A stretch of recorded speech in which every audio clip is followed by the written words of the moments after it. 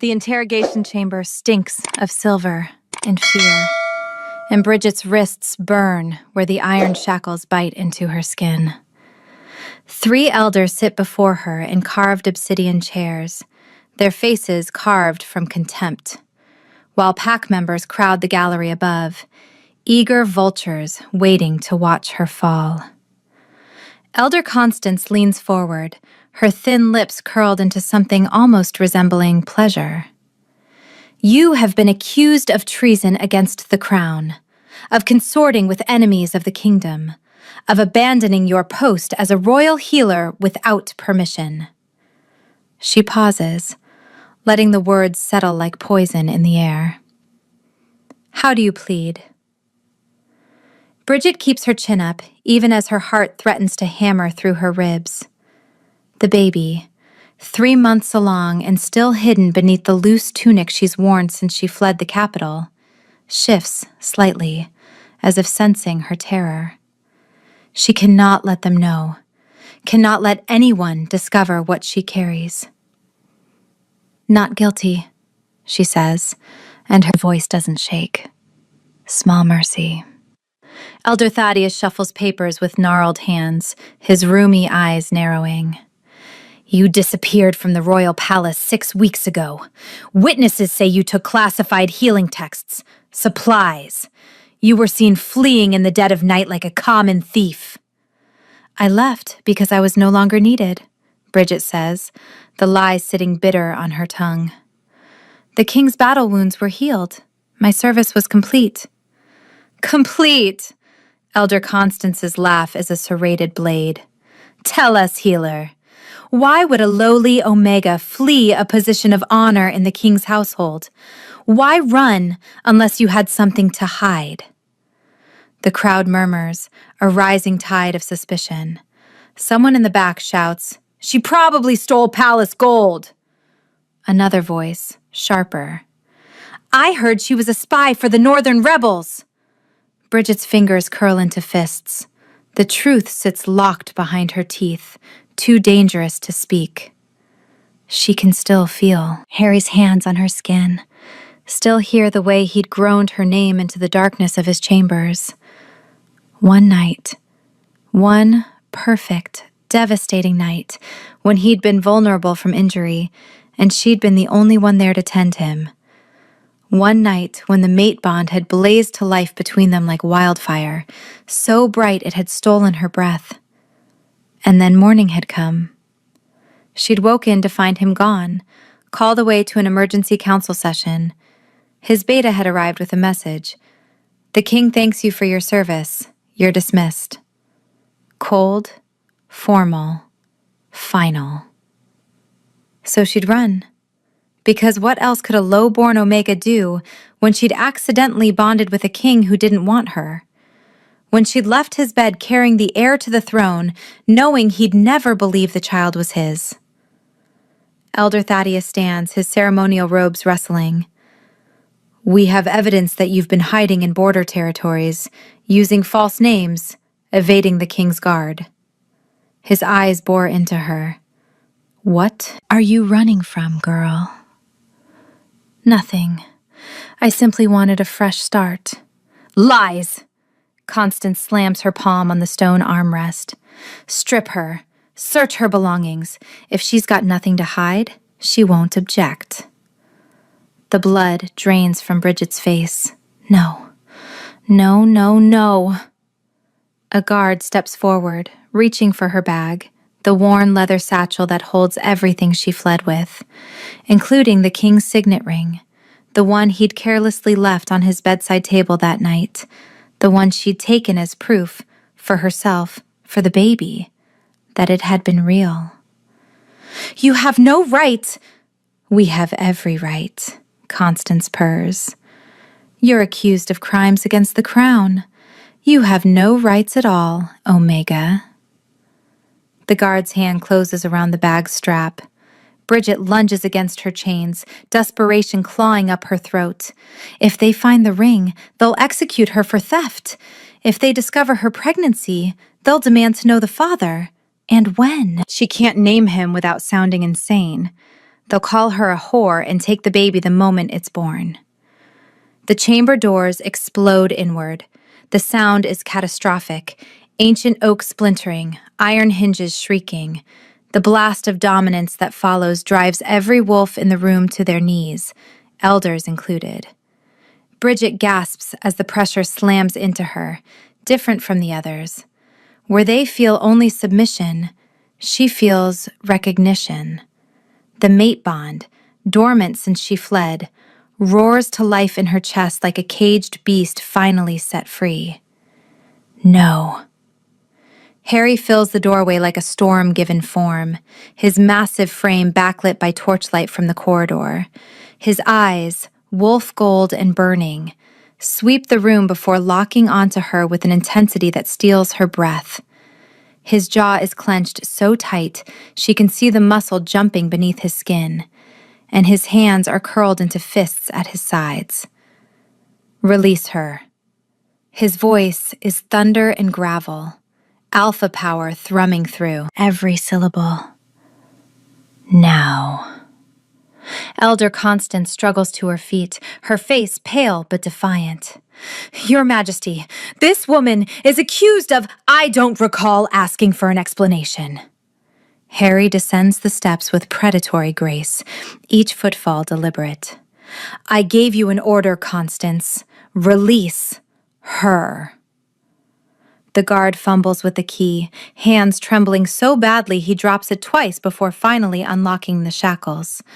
The iron falls away and Bridget stumbles, catching herself against the chair. Her wrists are raw and bleeding, silver burn blisters already forming. Harry's growl is subsonic, felt more than heard. The guard retreats so fast he nearly trips over his own feet. Your Majesty, Bridget manages, her heart a wild drum against her ribs. I don't understand. You ran from me. He's close now, so close she can smell cedarwood and smoke, the scent that's haunted her dreams for 6 weeks. His eyes search her face, like he's memorizing every detail. For 6 weeks, Bridget. 6 weeks I've torn this kingdom apart looking for you. The crowd erupts and whispers. The elders exchange shocked glances. Bridget's world tilts sideways. You dismissed me. I did no such thing. Harry's hand rises, hovering near her cheek but not quite touching, like he's afraid she'll shatter. I was called to an emergency council session. I left orders for you to be moved to the Queen's chambers, to be given anything you needed, to be treated with the highest honor. His voice drops to something jagged. I came back to find you gone. Your room emptied. No note, no explanation, just gone. Bridget's knees nearly give out. Your beta said I was dismissed. He said my service was complete. Harry's head whips toward the shadows, where his beta stands in the doorway, face ashen. Landon, did you tell her that? The beta drops to one knee, head bowed. Your Majesty, I misunderstood. I thought you wanted— You thought? The temperature in the room plummets. You took it upon yourself to dismiss my mate? To send her away without my knowledge? The word mate detonates through the chamber like a bomb. Bridget sways, and Harry's arm is around her instantly, steadying her. The contact sends electricity racing across her skin, the bond singing with relief and recognition. She tries to pull away, but his hold gentles without releasing her. Easy, he murmurs, for her ears alone. When did you last eat? She can't answer, can't think past the roaring in her ears. The crowd is shouting now, questions and accusations flying like arrows. Elder Constance looks like she's swallowed glass. Your Majesty, you cannot possibly mean— She's an Omega, a healer. She has no rank, no lineage, no— She is my mate. Harry's voice cuts through the chaos like a blade through silk. My fated mate, bonded to me by the moon herself, and you. His gaze sweeps the elders with open contempt. You dared put her in chains, accuse her of treason, threaten her? Elder Thaddeus tries to salvage the situation, his tone placating. We had no way of knowing, sire. She never claimed. She shouldn't have to claim anything. Harry's power floods the room again, forcing them all down. She is mine. That should have been enough to keep her safe anywhere in this kingdom. Yet you had her shackled like a criminal. Bridget's vision swims. The baby does a slow roll beneath her heart, and she presses a hand to her stomach without thinking, then freezes, realizing her mistake. Harry's eyes drop to the movement. His nostrils flare as he scents her, really scents her for the first time since entering. She watches the exact moment. Understanding crashes through him. His pupils blow wide, his breathing stops, and his hand slowly, trembling slightly, covers hers over the barely there swell of her belly. Bridget. Her name is a prayer, a question, a plea. Is this? She can't lie to him. Not about this. Not with the bond thrumming between them, and his hand warm over hers, and 6 weeks of loneliness threatening to crack her open. Yes. The silence is deafening. Then Harry moves. He sweeps her into his arms like she weighs nothing, cradling her against his chest with a possessiveness that borders on feral. His face buries in her hair, and his shoulders shake with something that might be laughter or sobs or both. Mine, he growls against her temple. My mate, my queen, the mother of my child. He pulls back just enough to meet her eyes, and the raw emotion there nearly undoes her. Did you think I wouldn't want you? Want this? I'm nobody, she whispers. Just a healer. A low-born Omega. I thought, when your beta said I was dismissed, I thought it meant you'd realized what a mistake it was. Bonding with me. No. His grip tightens, not enough to hurt, but enough to ground her. Never. Bridget, you are everything. The bond knew before I did. The moon chose you for me. His thumb brushes her cheek, catching a tear she didn't know had fallen. I've been going mad searching for you. Every day, every hour, following rumors and false trails. I thought, his voice breaks, I thought you'd left because you didn't want the bond. Didn't want me. The absurdity of it strikes her, both of them thinking the other didn't want them. Both running or chasing based on misunderstanding and fear. She laughs, a wet, broken sound, and Harry's expression softens into something that makes her chest ache. I ran because I wanted you too much, she admits. Because I knew a king couldn't really want an Omega, and I couldn't bear to stay and watch you realize it too. I am yours, he says, and the formal declaration rings through the chamber with the weight of an oath. From the moment the bond formed, I have been yours. My crown, my kingdom, my life. All of it, yours. His hand spreads over her stomach again, protective and reverent. And now you carry my heir, our child.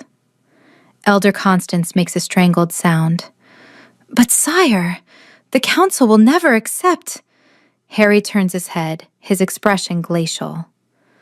The council will accept my mate and my queen, or the council will be replaced.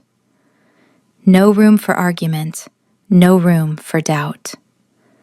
And you, Constance, will be the first to go.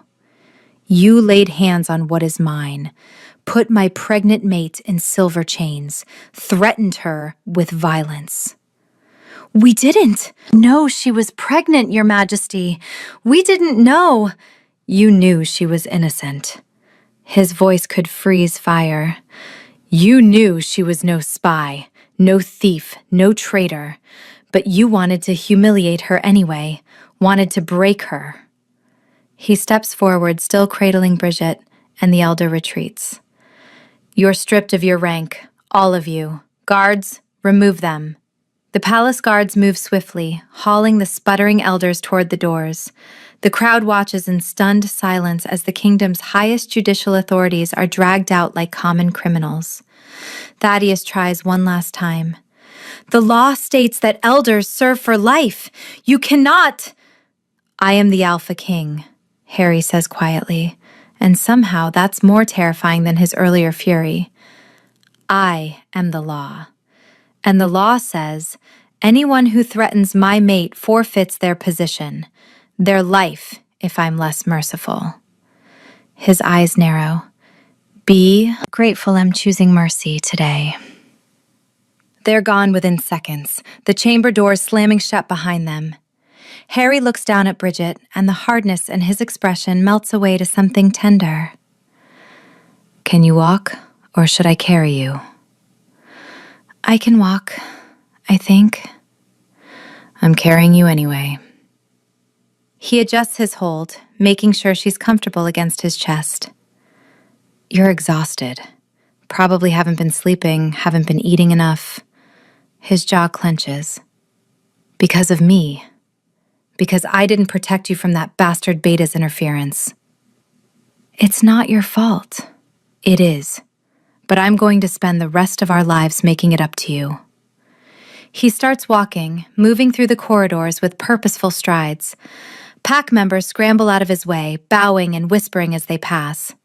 You're never leaving my sight again. Never running, never in danger. That's not very practical. I don't care. He glances down at her, something fierce and vulnerable in his eyes. I've been without you for 6 weeks, Bridget. 6 weeks of not knowing if you were safe, if you were eating, if someone was hurting you. 6 weeks of wondering if you were regretting the bond, regretting me. His arms tighten fractionally. I'm not letting you out of my sight until you understand that you are the most important thing in my world. You and our child. She doesn't have words for the emotions crashing through her. Relief, joy, disbelief, love. It's all tangled together in her chest until she can barely breathe. She tucks her face against his neck and lets herself believe, for the first time since she ran, that this might actually be real. Harry carries her through familiar corridors. She remembers these from her time as palace healer, but he doesn't take her to the healing wing. Instead, he heads for the royal quarters, kicking open an enormous set of doors with his foot. The king's chambers are exactly as she remembers. The massive 4-poster bed where they'd spent that one night tangled together. The fireplace where they'd talked for hours after, wrapped in sheets and possibility. The windows overlooking the kingdom, curtains drawn against the night. Harry sets her down gently on the bed, then kneels before her, his hands carefully removing her worn boots. The sight of the most powerful alpha in the kingdom on his knees for her makes something crack open in her chest. I want you to know something. He looks up at her, his hands stilling on her ankle. That night, it wasn't just heat or convenience or a mistake. I'd been watching you for weeks before that. The way you moved through the palace, always helping, always kind. The way you smiled at the Omega servants even though you were exhausted. The way you never bowed and scraped like everyone else. You just existed, fully yourself. He sets her boots aside and rises, sitting beside her on the bed. His hand finds hers, threading their fingers together. When I was injured and you came to heal me, I'd never felt anything like it. Your touch, your scent, The bond snapped into place so hard I could barely think. A rough laugh escapes him. I'd been raised believing mate bonds were rare, precious, that I'd probably have to take a chosen mate, someone politically advantageous. And then there you were, and nothing else mattered. I felt it too, Bridget admits. But I thought, you're a king. You could have anyone. Why would you want you? He cups her face in his hands, forcing her to meet his eyes. I want you. Not because you're convenient or available or politically useful. Because you're my mate. Because the moon chose you for me, and I choose you right back. His thumb brushes her cheekbone. Because you're brave and strong and compassionate, and you see me as Harry, not just the Alpha King. Tears spill down her cheeks and he wipes them away, his touch unbearably gentle. I love you, he says, and the words settle into her bones like they've always belonged there. I've loved you since that first night, maybe before, and I will love you every day for the rest of our lives. Harry, say it, please. I need to hear you say it. I love you. The words come easier than she expected. I've loved you since you trusted me with your wounds, your vulnerability, since you talked to me about your fears for the kingdom and your hopes for peace, since you held me like I was precious. He kisses her then, soft and reverent, like she's made of spun glass. The mate bond flares bright between them, golden and warm, filling all the empty spaces she's carried since she left. When they break apart, both breathing hard, Harry rests his forehead against hers. We're having a baby. Yes. A child. An heir. His hand finds her stomach again, splaying wide.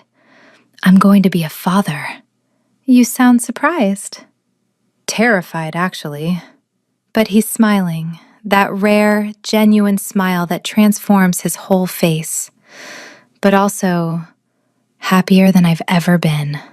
She covers his hand with hers, their fingers intertwining over the small swell where their baby grows. We'll figure it out together.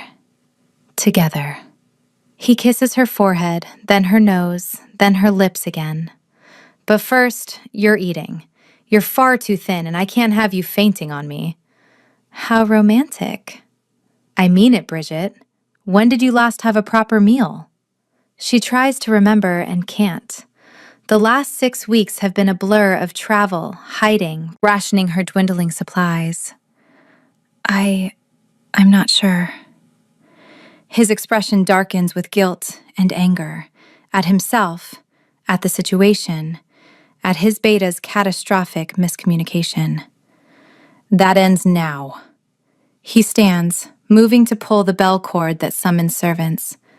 You're going to eat, then bathe, then sleep in a proper bed, and I'm staying with you for all of it. All of it? I told you, not letting you out of my sight. His eyes soften. Besides, I've missed you. 6 weeks of your scent fading from these rooms, from my clothes, from my skin. I'm not wasting another moment. A knock sounds at the door. Harry calls entrance and 3 servants file in, their eyes widening when they see Bridget on the bed. Prepare a bath, bring food, lots of it, nutritious and warm, and send for the royal seamstress. My mate needs proper clothing. He pauses, then adds, and someone find my beta. Tell him his presence is required. Immediately. The servants bow and scatter, well trained in obeying their king's commands without question. Bridget watches Harry pace the room, his energy restless now that the immediate crisis is resolved. What are you going to do to Landon? I don't know yet. He runs a hand through his hair, frustration evident. He's been my beta since we were children, my best friend. But his mistake, his arrogance in assuming he knew my wishes without asking, nearly cost me everything. His eyes find hers. It did cost you 6 weeks of safety and comfort, nearly cost you your life in that tribunal. He didn't mean harm. Intent doesn't matter when the result is my pregnant mate living in hiding, malnourished and terrified. He shakes his head. There will be consequences. There have to be. Before she can respond, the servants return, with trays of food that make her stomach clench with sudden ravenous hunger. Roasted chicken, fresh bread, vegetable stew, fruit, cheese. More food than she's seen in weeks. Harry sits beside her, loading a plate with careful selection. Start with the soup. It'll be easier on your stomach. She wants to argue that she's not helpless, but the truth is, she's so tired she's not sure she can hold the spoon steady. Harry seems to sense this because he shifts closer, supporting her back with one arm while offering her careful spoonfuls. Slowly. We have time. It should feel degrading, being fed like a child, but instead it feels cared for, cherished. Each spoonful is offered with such tenderness, such attention, that she finds herself relaxing against him. Halfway through the bowl, she pauses. Harry? What happens now? With the kingdom, I mean. You said the council won't accept me. The council will accept you or find themselves without positions. He sets the bowl aside, turning to face her fully. You are my mate. That makes you queen, regardless of your birth or your rank. The bond is sacred. Even the most traditional council members can't argue with that. But no buts. His hand cups her cheek. I didn't search for you across the entire kingdom just to let politics keep us apart. You're mine, Bridget.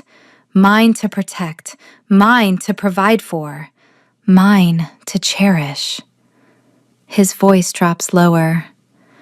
And I am yours, completely. The door opens again, and Landon enters, his head bowed. He looks haggard, his usual composure shattered. Your Majesty, you summoned me? Harry's arm tightens around Bridget, protective and claiming. Explain yourself. Landon drops to both knees, the ultimate gesture of submission. I thought I was helping. That morning you'd seemed distracted, torn. I assumed, wrongly, that you were conflicted about the bond, that you needed space to think clearly. He looks up, pain written across his face. I told her you dismissed her because I thought it would make things easier, less complicated. Easier for whom? For you! I thought... Landon's voice cracks. I thought if she left quietly, you could fulfill your duty to the kingdom without the complication of a low-born mate. I thought I was protecting your reign. Silence falls, heavy and damning. Harry's laugh is bitter. You thought you knew better than the moon herself. Better than the bond she forged between us? He stands, towering over his beta. You sent away my mate. You lied to her about my wishes. You caused her to flee, to suffer, to nearly die in that tribunal. His fists clench. Give me one reason I shouldn't strip you of your rank and banish you from my sight forever. I have none. Landon bows his head. I deserve whatever punishment you decree. I only ask, he glances at Bridget, that you know I never meant to hurt her. Or you. I was wrong. Catastrophically, unforgivably wrong. Bridget feels Harry's rage through the bond, hot and righteous, but she also feels his pain, the betrayal of a friend, the loss of trust that can never be fully restored. She reaches for Harry's hand, squeezing gently. He made a terrible mistake, but he didn't act from malice.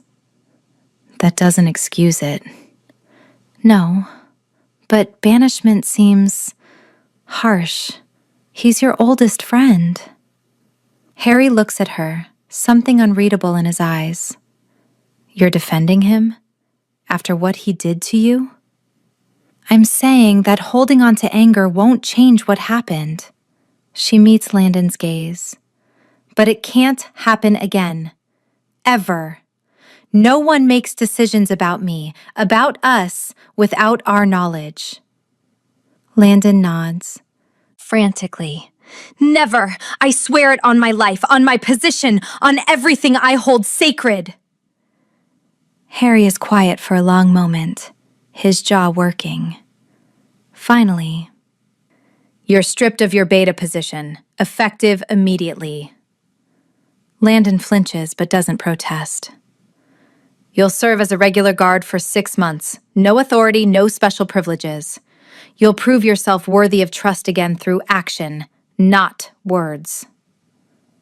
Harry's eyes are steel. And if you ever presume to make decisions on my behalf again, banishment will be the least of your concerns. Am I clear? Crystal, Your Majesty. Get out. Report to the guard commander in the morning. Landon stands, bows deeply to both of them, and leaves. The door closes softly behind him. Harry returns to the bed, pulling Bridget back into his arms with a long exhale. Was I too harsh? I don't know. Maybe. But it needed to be done. He was my best friend, and he nearly cost me everything that matters. She wraps her arms around him, holding tight. You didn't lose me. I'm here. You're here. He buries his face in her hair, breathing her in. You're really here. They stay like that for long minutes, the bond pulsing warm and steady between them, until another knock interrupts. The royal seamstress enters with an armful of fabrics, and Harry reluctantly releases Bridget long enough for measurements to be taken and styles discussed. Comfort over fashion, he tells the seamstress. She's pregnant. Nothing restrictive, nothing uncomfortable. The seamstress, a sharp-eyed woman named Adelaide, smiles knowingly. Of course, Your Majesty. I'll ensure the Queen has everything she needs. The Queen. The title still doesn't feel real. But Harry's hand finds hers again, anchoring her, and she lets herself believe it. Might be. After the seamstress leaves with promises of completed garments by morning, Harry leads Bridget to the bathing chamber where a steaming tub waits. He helps her undress with careful hands, his touch reverent rather than sexual, and eases her into the water. Too hot?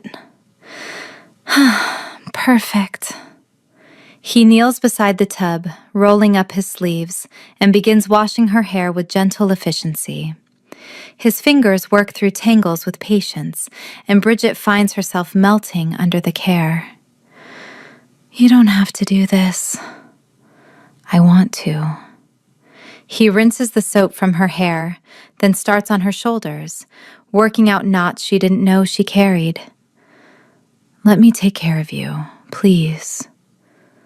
So she does. She lets him wash away 6 weeks of dust and fear and loneliness, lets him dry her with soft towels and dress her in one of his oversized tunics that smells like him, lets him carry her back to bed and tuck her under the covers with a protectiveness that makes her throat tight. Sleep now. I'll be right here. You need to sleep too. I will, after I'm sure you're resting. She wants to argue, but exhaustion pulls at her like a tide. The last thing she feels is Harry's hand covering hers over her stomach, his warmth solid beside her, and the bond humming with contentment. She's home. When she wakes, sunlight streams through the windows, and Harry is indeed beside her, sprawled on his back with one arm thrown over her waist. She watches him sleep, this powerful alpha who searched for her across a kingdom, who faced down his own counsel for her, who kneels to wash her hair and holds her like she's precious. His eyes open, immediately alert, and soften when they land on her. Morning. Morning. How do you feel? Better. Sore, but better. His hand slides to her stomach, a gesture she suspects will become habitual. Our baby is in there, growing. Yes, that's generally how pregnancy works. Smartass.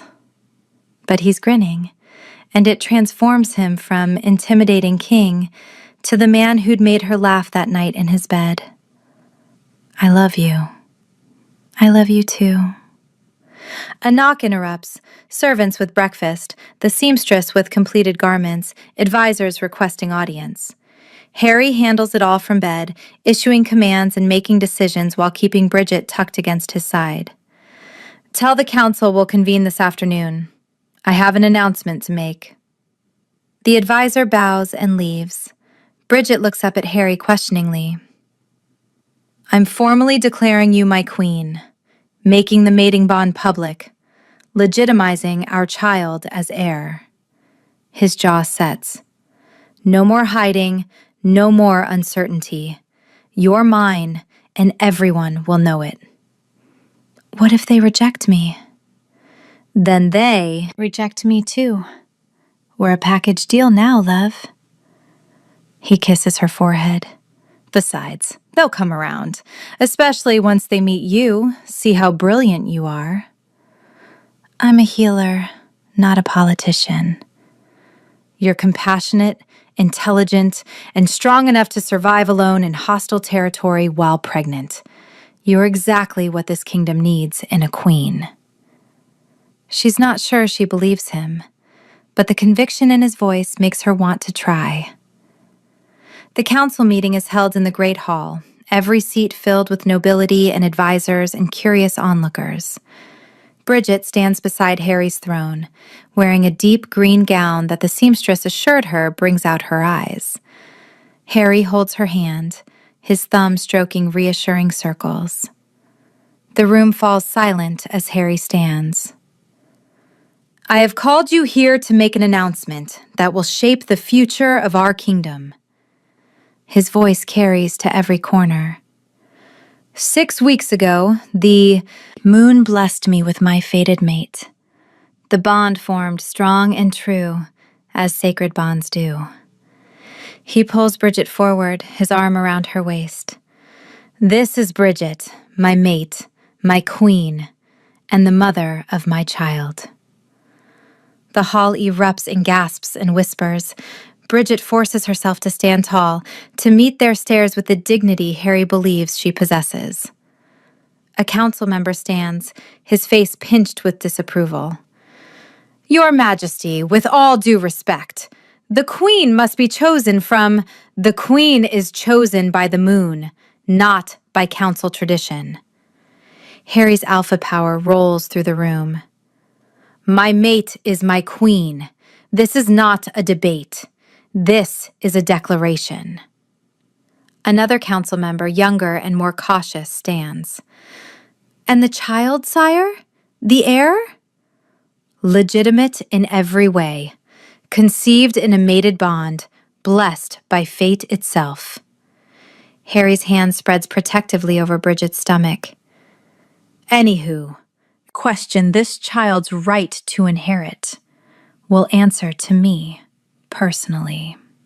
The threat hangs in the air, unsubtle and effective. An older woman, Lady Morgaine, rises with a shrewd expression. Your Majesty, perhaps we might meet your queen properly. Understand the woman who will stand beside you? Harry looks at Bridget, silently asking permission. She squeezes his hand and steps forward.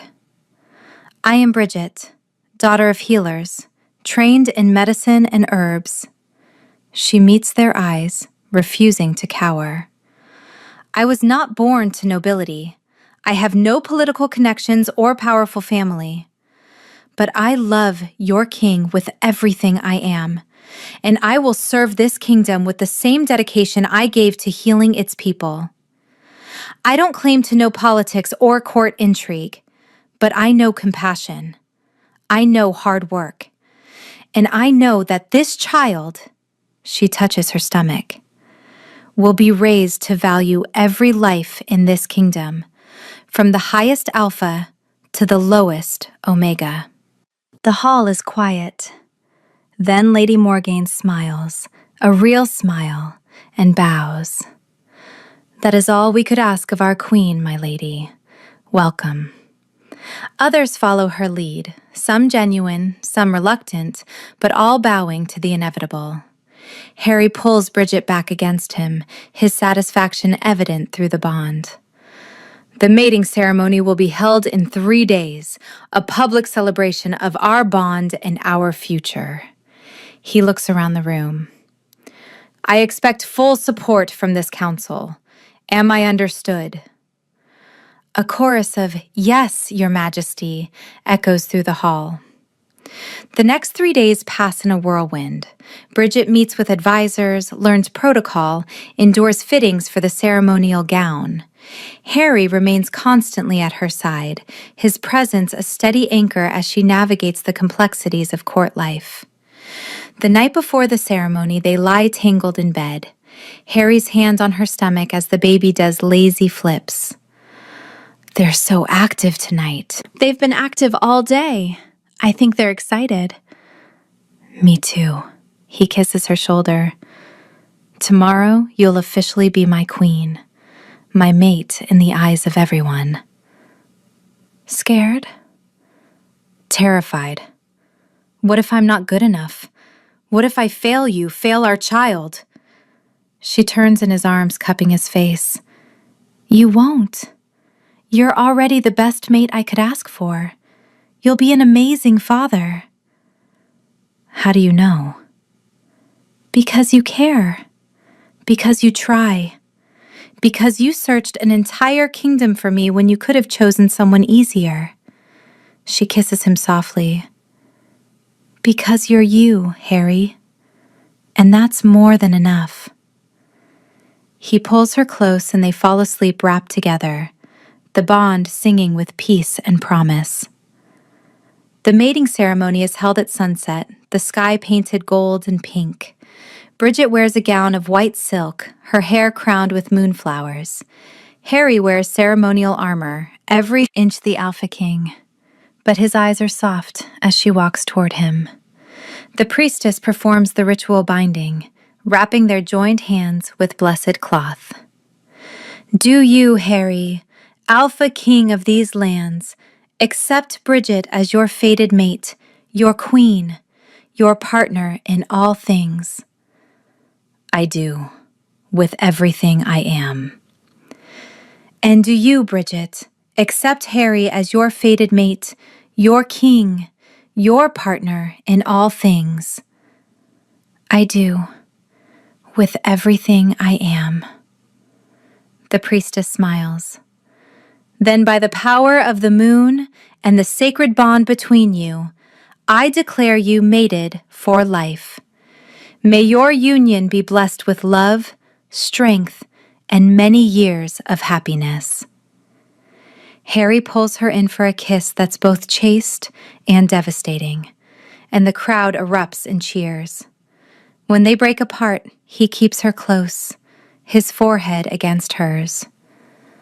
My queen, my mate, my everything. My king, my mate, my home. The celebration lasts long into the night, feasting, dancing, joy spilling through the palace like wine. But eventually, Harry steals her away to their chambers, closing the door on the revelry. Finally, I've been wanting you to myself all day. Greedy? When it comes to you, absolutely. He pulls her close, careful of her growing belly. Thank you. For what? For running. For making me chase you across the kingdom. For being brave enough to come back, to trust me, to give us this chance. His hand covers her stomach. For carrying our child. For being mine. I didn't have much choice. The bond gave us the potential. You chose to embrace it, to love me back. He kisses her, slow and deep. That's all you, Bridget. All your choice, your courage, your heart. She melts into him, the bond blazing bright and true between them. I choose you. Every day, every moment, I choose you. And I choose you for the rest of our lives and beyond. They stand together in the moonlight, mate and mate, king and queen, two halves of one whole finally reunited. Outside, the kingdom celebrates, but here, in the quiet of their chambers, it's just them, the bond, the baby, the love that survived misunderstanding and distance and fear. Harry's hand stays protectively over her stomach as they move to the bed, and Bridget knows with bone-deep certainty that this is where she was always meant to be. Not running, not hiding, but here, claimed and cherished by an alpha who searched the entire kingdom for her scent, who would have torn the world apart to find her. She's home, and she's never running again. Love you, Harry mumbles against her hair as sleep begins to claim them both. Love you too. The bond hums with satisfaction, and in the morning, they'll face their kingdom together. But for now, wrapped in each other's arms with their child safe between them, they have everything they need. The hunt is over. The king found his queen, and their story, their real story, is just beginning. The wine glass shatters against the marble floor, and Bridget's vision blurs as her knees buckle beneath her. The state dinner, 50 nobles gathered to celebrate the first month of her reign, dissolves into chaos as she crumples forward, Harry's arms catching her before she hits the ground. Bridget! His voice sounds distant, underwater. Someone get the healers! Now! Her throat burns like she swallowed molten silver. The baby, she can feel the baby thrashing inside her, distressed, struggling. Pain lances through her abdomen, sharp and wrong, and she tries to speak but only manages a choked gasp. Clear the room! Guards, seal the exits! No one leaves! Harry's power crashes through the hall like a tidal wave. Bridget! Stay with me.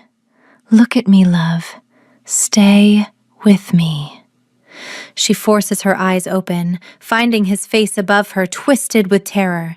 Her hand clutches at his shirt, trying to form words, but her tongue feels thick and numb. The baby. You're both going to be fine. Do you hear me? Both of you. But she can feel his hands shaking as he lifts her, can smell the fear pouring off him in waves. The world tilts as he runs, carrying her through corridors that spin and blur. Voices shout around them, guards, servants, courtiers, but Harry's growl silences them all. Out of my way, or die. Choose quickly. The healing wing materializes through her fading vision. Bright lights, the smell of herbs and antiseptic, healers rushing forward with wide, frightened eyes. Harry lays her on a table with a gentleness that contradicts his earlier violence, his hand immediately finding hers. A healer, Master Orange she recognizes dimly, leans over her, his weathered, face grim. What happened? She drank wine and collapsed, seconds later. Her glass! Someone bring me her glass! Another healer appears with the shattered remnants, sniffing carefully before recoiling. Wolfsbane. Concentrated extract, enough to kill a dozen wolves. The room freezes. Bridget feels the words settle over her like a death shroud. Wolfsbane. Fatal to werewolves, even more so to pregnant ones. The baby kicks weakly, and she makes a sound that might be a sob. Save them. Harry's voice cracks like breaking ice. Please. Whatever it takes. I don't care what it costs. Save my mate and my child. Master Orin's expression is grave. The wolfsbane is already in her system, Your Majesty. It's attacking both her wolf and the baby. We can try to purge it, but... He hesitates. The treatment is almost as dangerous as the poison. There's a chance we could lose them both. Do it. Bridget forces the words through her closing throat. Save the baby. Whatever happens to me, save the baby. No! Harry's hand tightens on hers almost painfully. We save both of you, or we save neither. I won't choose, Bridget. I won't. Harry. Both. He looks at Master Orin with eyes gone full wolf gold. You will save both of them. That's not a request. Master Orin bows his head and begins barking orders. Healers scramble, preparing herbs and tinctures and instruments. Someone cuts away Bridget's gown, exposing her swollen belly where the baby has gone terrifyingly still. We need to induce purging. It's going to be painful, Your Majesty, for both of them. I'm not leaving her.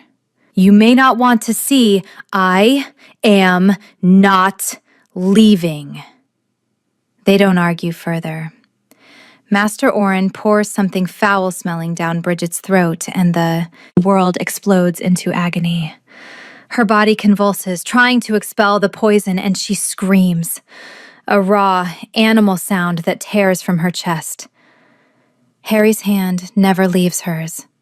His other hand presses over her stomach, and she can feel him pouring his alpha strength into her through the bond, trying to shield the baby from the worst of it. Stay with me, stay with me, stay with me. Over and over, a desperate prayer. The purging seems to last hours. Her body rebels, emptying itself of everything. Food, bile, poison. The baby finally moves again. A weak flutter that gives her hope even as another wave of pain crashes through her. The baby. Is the baby? The baby's heartbeat is strengthening, a young healer reports. But we're not clear yet. The poison did damage.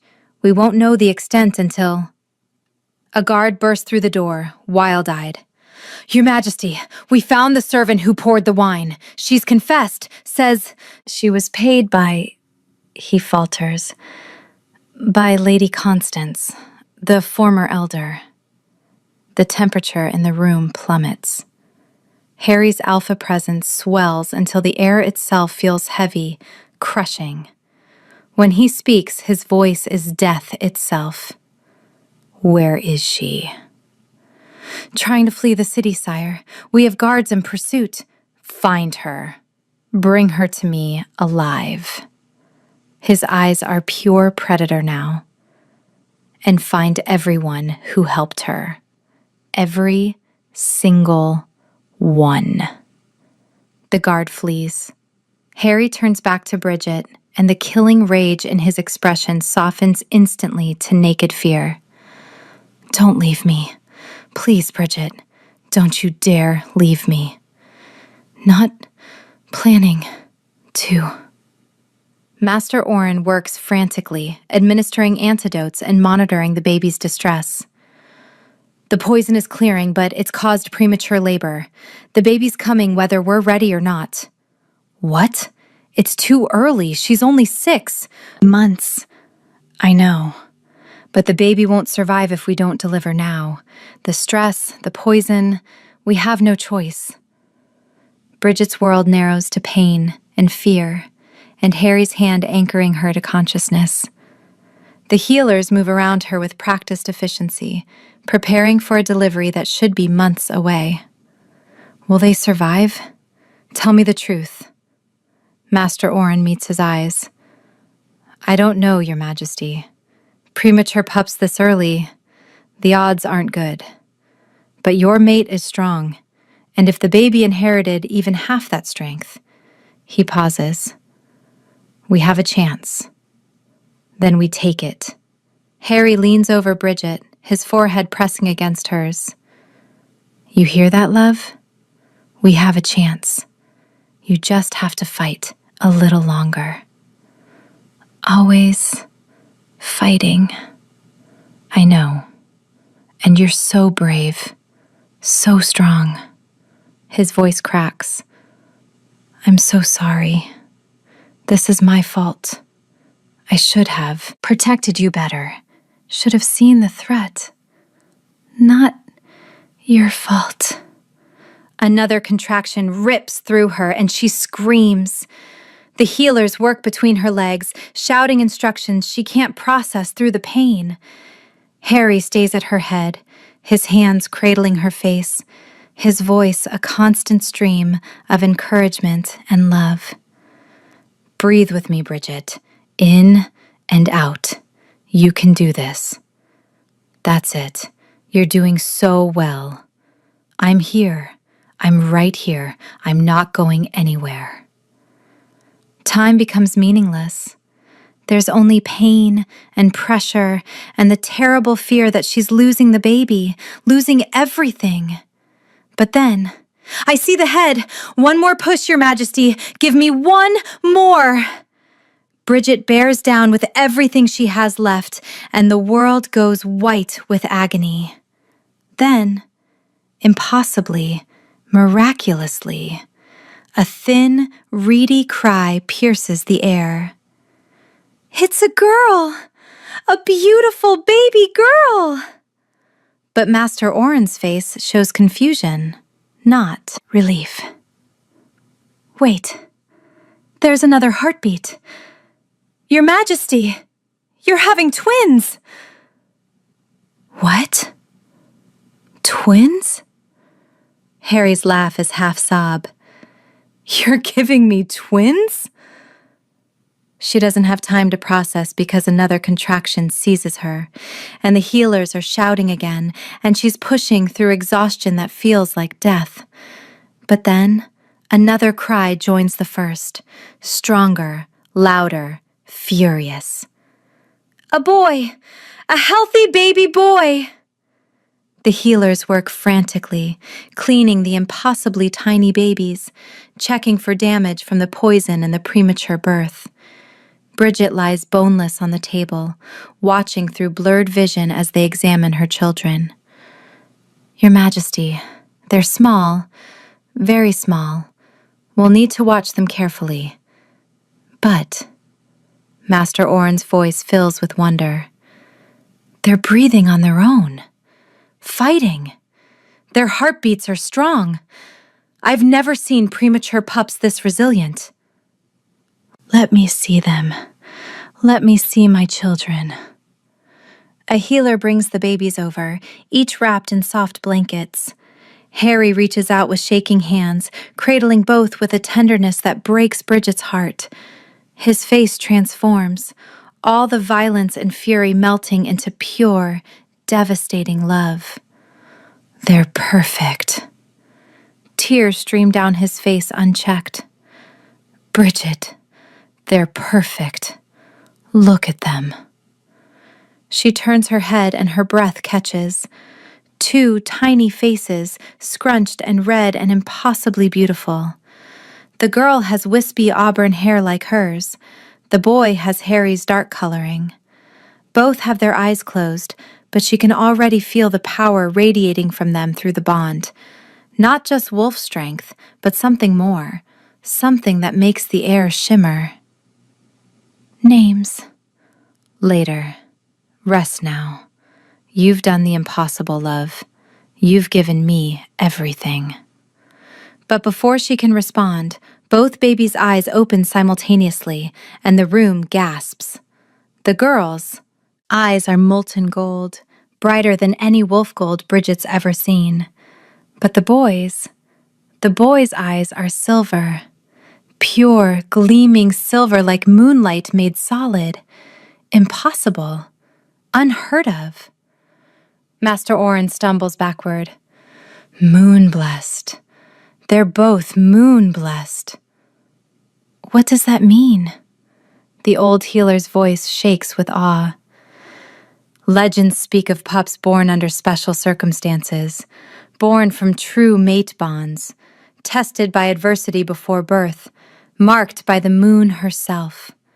They possess power beyond normal wolves, strength, speed, healing.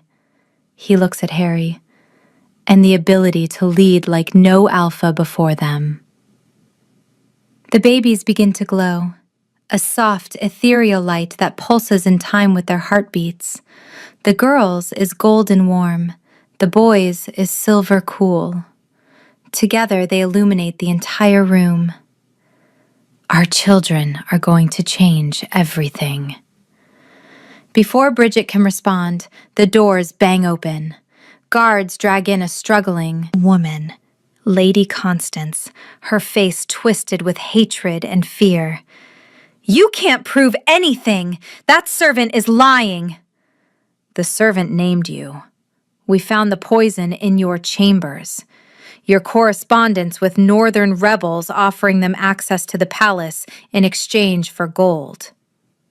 Harry carefully hands the babies to healers, his expression transforming from loving father to merciless king in an instant. You tried to murder my mate, my unborn children.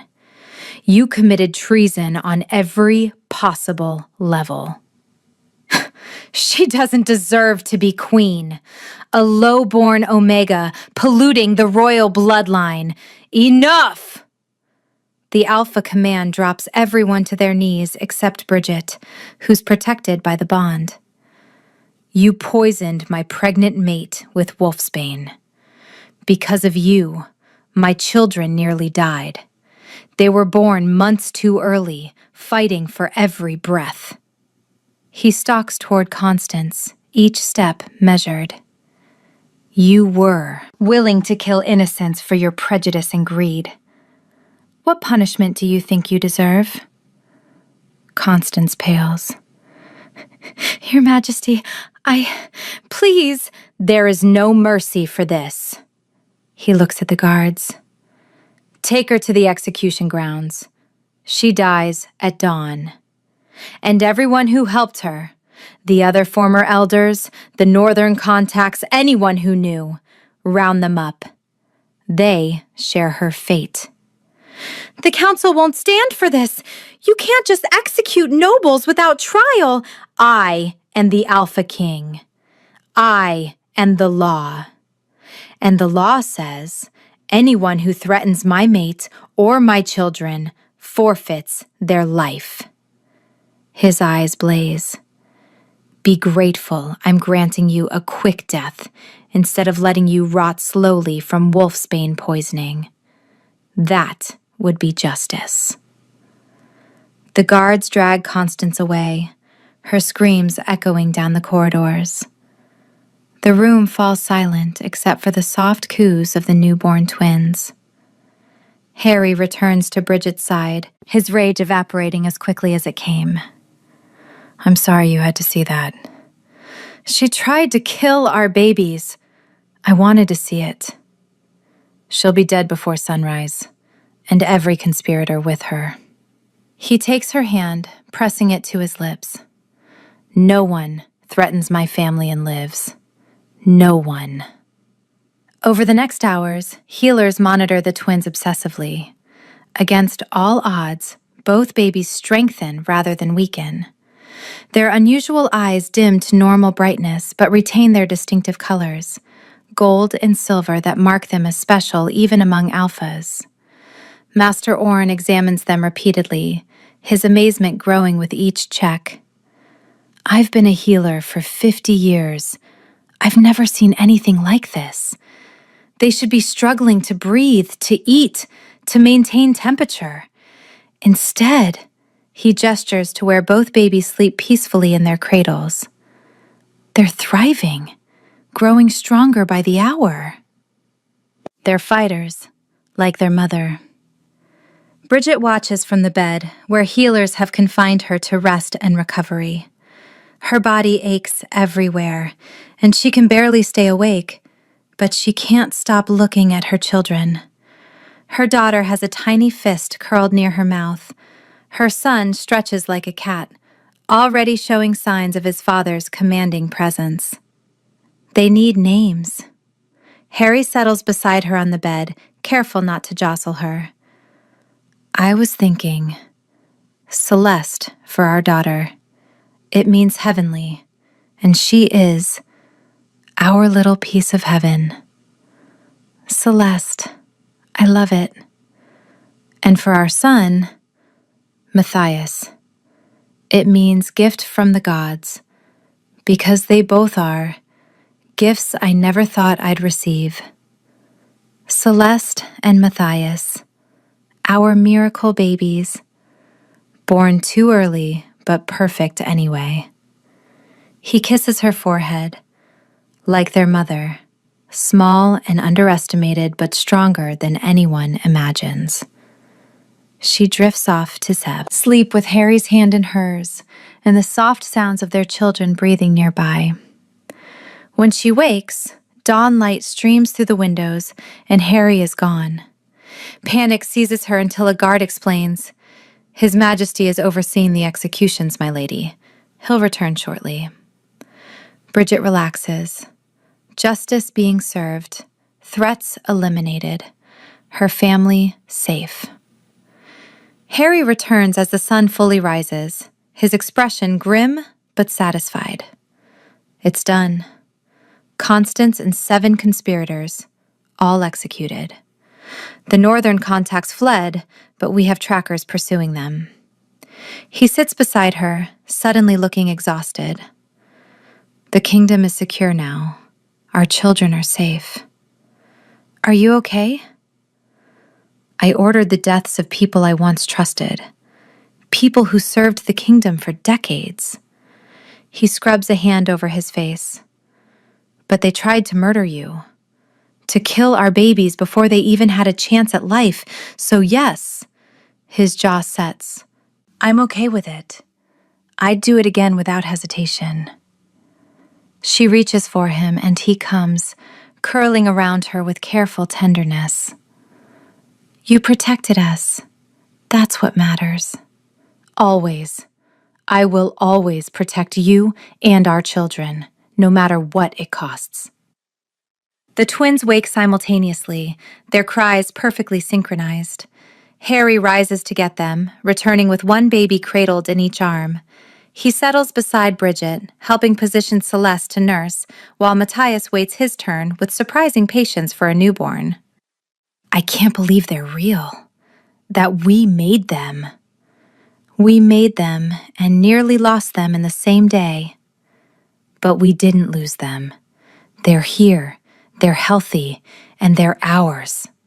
He watches Celeste nurse with an expression of such profound love that Bridget's chest aches. And they're going to be extraordinary. The healers can already sense it, the power in them, more than any alpha in recorded history. Silver eyes. I've never heard of silver eyes. The moon's color. Master Oren says it means Matthias will have a special connection to her. Visions, prophetic dreams, enhanced healing abilities. He shifts Matthias to his other arm. And Celeste's gold is brighter than mine, brighter than any alpha's. She'll be unstoppable. What if people fear them, fear their power? Then people will learn to overcome their fear, or stay far away. Our children won't hide what they are, won't diminish themselves to make others comfortable. His eyes flash. They're going to lead this kingdom one day, both of them, together, and they'll change everything. The next weeks pass in a blur of feeding schedules and sleepless nights and mounting wonder as the twins continue to defy expectations. By 1 month old, they're the size of 3-month-old pups. By 2 months, they're crawling. By 3 months, they're walking. and their eyes have begun to glow when they're emotional. The kingdom watches with a mixture of awe and unease as the royal twins grow at an impossible rate. Rumors spread. Moon-blessed, they whisper. Chosen ones. The future of the pack. Harry calls a council meeting when the twins are 4 months old, both babies perched on his lap, while Bridget sits beside him on her throne. Celeste chews on a teething ring, while Matthias studies the council members with unsettling intelligence for an infant. You've all seen my children grow. You've heard the healer's reports, the prophecies, the signs. He stands, still holding both babies with easy strength. These are not normal pups. They are moon-blessed, born from a true mate bond, tested by poison and adversity before they even drew breath. They survived what should have killed them, and they're thriving. Lady Morgaine, who's proven to be a staunch ally, stands. What are you proposing, Your Majesty? I'm proposing that we accept what the moon has given us, 2 heirs of unprecedented power who will one day rule this kingdom together, not as Alpha and Luna, but as equal sovereigns. Both Celeste and Matthias will be trained, educated, and prepared to lead. A younger council member looks uncertain. Your Majesty, tradition states that the eldest son inherits. Tradition also stated that queens must be high-born, that mate bonds can be ignored for political gain, that omegas have no value beyond service. He looks pointedly at Brigitte. We've already shattered tradition. We'll shatter more if it means giving our children and our kingdom the future they deserve. Another council member stands, this one openly supportive. The moon marked them both. Who are we to argue with divine will? Murmurs of agreement ripple through the room. Brigitte watches her children, sees how Celeste's eyes track the speakers with keen interest, how Matthias seems to sense the emotions in the room. 4 months old and already extraordinary. I support my mate's proposal. Our children are both blessed, both powerful. They should both lead. The council votes unanimously in favor. Harry's smile is triumphant as he returns to his throne, babies still secure in his arms. Then it's decided. Celeste and Matthias will both be heirs to the throne, trained equally, prepared to rule as partners. That evening, Harry insists on a private ceremony in the palace gardens, just the 4 of them and Master Orin as witness. The moon is full and bright, casting silver light over everything. We almost lost them before they were born, but they fought, they survived, and now they're going to change everything. He places Celeste gently in Brigitte's arms, keeping Matthias in his own. I want to dedicate them formally to the moon. Acknowledge the blessing we've been given. Master Orin performs the ancient ritual, anointing each baby's forehead with sacred oil and speaking words in the old language. As he finishes, both twins begin to glow, that same ethereal light from their birth, golden and silver intertwining. The light grows brighter, expanding outward until it encompasses all 4 of them. Bridget gasps as warmth floods through her, healing the last traces of trauma from the poisoning and premature birth. Harry's wounds from old battles fade, scars smoothing. Even Master Orin straightens, his aged joints seeming to ease. The moon accepts the dedication. She blesses this family, this bond, this future. His voice shakes with awe. I have never witnessed anything like this in all my years. The light fades slowly, leaving them all breathless. Celeste coos happily, reaching for the moon with chubby fingers. Matthias stares upward with those impossible silver eyes, and Bridget could swear he's seeing something they can't. They're going to be legends. They're going to be loved. That's what matters most. They'll be both. He kisses her softly. Because they have you as a mother.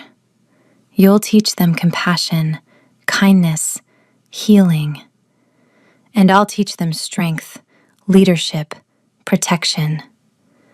His arms wrap around all three of them. Together, we'll raise them to be everything this kingdom needs. The next year passes in relative peace. The twins grow at their accelerated rate, reaching the development of 2-year-olds by their first birthday. Celeste proves to be bold and fearless, constantly climbing and exploring with her golden eyes blazing. Matthias is quieter, more contemplative, but Bridget often finds him staring at nothing, seeing visions, she suspects, of things yet to come. Harry is a devoted father, spending hours playing with them, teaching them, protecting them fiercely from any perceived threat. The kingdom quickly learns that insulting or threatening the royal children is a death sentence. On the twins' second birthday, when they have the development of 5-year-olds, Harry announces a kingdom-wide celebration. The palace gardens are transformed into a festival ground, with nobles and commoners alike invited to honor the moon-blessed heirs. Bridget watches from the dais as Celeste runs fearlessly through the crowd, her laughter infectious, while Matthias stays closer, his small hand in Harry's. Both children wear tiny crowns, Celeste's gold, Matthias's silver, that mark them as joint heirs. They're happy. They're loved. By us, by the pack, by the kingdom. Harry pulls her close, his other hand still holding Matthias. 2 years ago, I was searching for you desperately. 1 year ago, you were fighting for your life and theirs. And now, he gestures to the celebration. We have this. A family, a future. Everything I never dared hope for. We almost lost it all. But we didn't. We fought, we survived, and now we're stronger than ever. He kisses her temple. And our children? They're going to do things we can't even imagine. Lead in ways we never could. Change the world. Celeste races back to them, her small face flushed with excitement. Mama, Papa, the people want to see Maddie do the moon thing. Matthias looks up at Harry with those eerie silver eyes. Can I, Papa? Harry crouches down to his son's level. Of course, little wolf. Show them what you can do. The small boy steps forward, closing his eyes in concentration. Silence ripples through the crowd as people notice what's happening. Then Matthias raises his hands, and moonlight, actual, visible moonlight, streams down from the afternoon sky, coalescing around him in a shimmering column. Gasps echo through the gardens. The light expands, touching everyone present with gentle warmth. In its wake, Brigitte sees small miracles. A woman's limp disappears, a child's rash fades, an old man straightens with renewed strength. Matthias opens his eyes, swaying slightly. Harry catches him immediately, lifting him with pride written across his face. Well done, son. Very well done. Celeste pouts. I want to show my power too. Next time, little star. Today is Maddie's turn to shine. But Celeste has never been good at waiting. Her eyes flash pure gold, and suddenly every flower in the garden blooms simultaneously. Roses, lilies, moonflowers, even plants that aren't in season exploding into vibrant color and intoxicating scent. The crowd erupts in applause and cheers. Brigitte laughs, pulling her daughter close. You couldn't let your brother have all the attention, could you? We're both special, Mama, like you said. Yes, you are. Both of you are so, so special. Harry gathers them all close, his mate, his daughter, his son, and addresses the crowd with a voice full of emotion. You see before you the future of this kingdom. 2 heirs, both blessed by the moon, both destined for greatness. His arm tightens around Bridget. Born from a true mate bond, tested before they even drew breath, marked by divine favor. They are proof that the moon rewards those who fight for love, who refuse to accept injustice, who believe in something greater than tradition or prejudice. The cheers are deafening. People chant the twins' names, the sound rolling through the gardens like thunder. And they are proof that I made the right choice when I hunted you across the entire kingdom. Harry murmurs to Bridget for her ears alone. When I refused to let you go, refused to accept a life without you.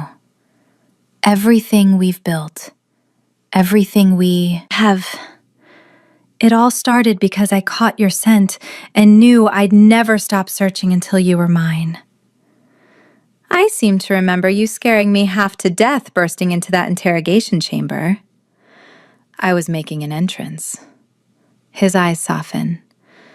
But seriously, thank you. For running, for making me chase you, for being brave enough to come back, for giving me these incredible children, for being the queen this kingdom needs and the mate I don't deserve. You deserve everything. I have everything, right here in my arms. The celebration continues long into the night. The twins eventually tire, falling asleep in their parents' arms as the pack dances and feasts around them. Harry carries Matthias while Bridget holds Celeste, both parents making their way back to the palace through torch-lit gardens. In the royal chambers, they tuck the children into their beds, separate rooms now that they're older, though connected, by a door that's always left open. Celeste fights sleep even as her eyes droop, determined not to miss anything. Matthias goes easily, his silver eyes closing with trust. Sleep, my little stars. Tomorrow we'll have more adventures. Promise, Mama? I promise. Harry takes her hand as they leave the children's rooms, leading her to their own chambers. The bond between them pulses warm and content, fuller and richer than it was 2 years ago. I never get tired of this, of us, of the family we've made. Good, because you're stuck with us forever. Exactly where I want to be. He pulls her close, kissing her with a tenderness that still makes her knees weak. My mate, my queen, the mother of my children, the love of my life. My alpha, my king, my everything. They stand together in the moonlight streaming through their windows, watching over the kingdom they'll one day pass to. They're extraordinary children. The future stretches before them, full of challenges, certainly, but also full of love and strength and the unbreakable bonds of family. In their separate rooms, the twins sleep peacefully, their combined light, gold and silver, casting gentle shadows. Celeste dreams of flying, of running faster than wind, of leading armies with golden fire. Matthias dreams of peace, of healing, of a kingdom where everyone is valued regardless of rank or birth. Both children dream of their parents, the queen who was nearly executed in chains, and the king who tore a kingdom apart, searching for her scent. The Omega and the Alpha, whose love defied tradition and created something new, something powerful, something blessed. And in the morning, when Bridget wakes to find Harry watching her with those wolf gold eyes full of devotion, when the twins come racing in to jump on their bed with shrieks of laughter, when the family breaks their fast together in the sunshine, she knows with bone-deep certainty that this is what she fought for. Not crowns or thrones or power, but this. Love that survives poison and prejudice, children who will change the world, a mate who sees her worth when no one else did, and a future bright with possibility. The kingdom is theirs. The future belongs to their children, and the love between them, tested by fire and trial and nearly destroyed before it began, burns brighter than ever.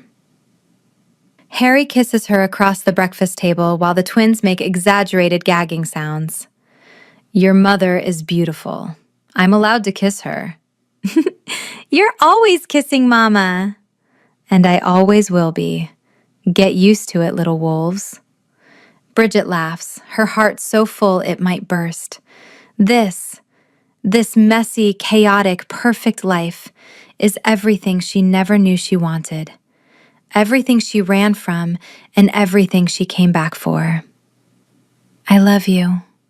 Harry's expression melts into pure devotion. I love you more. Impossible.